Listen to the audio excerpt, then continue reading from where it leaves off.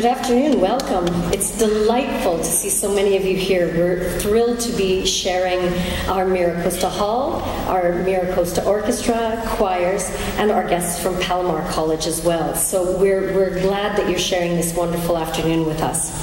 We'd like to begin with a piece featuring a melody from Gustav Holst's Planets. And many of you will recognize it, the classical lovers and not, as the movement from, or the theme from the movement Jupiter. And in this arrangement, Homeland, Randall Stroop, the arranger, has taken that melody and added brass ensemble and percussion to it with a setting of text. This is Homeland by Gustav Holst, arranged by Randall Stroop.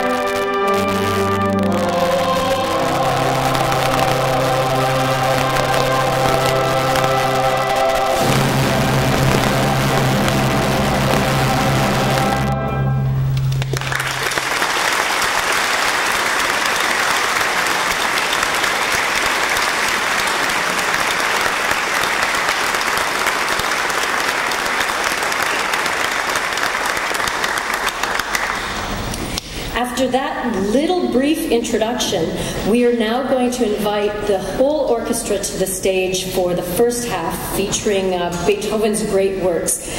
Beethoven himself, as you'll hear from Maestro Brandon Murison, is, though a classical composer, very dramatic, and he really does pave the way for the romantic music to come. So we'll take a few minutes now as we leave the stage and bring on the full orchestra.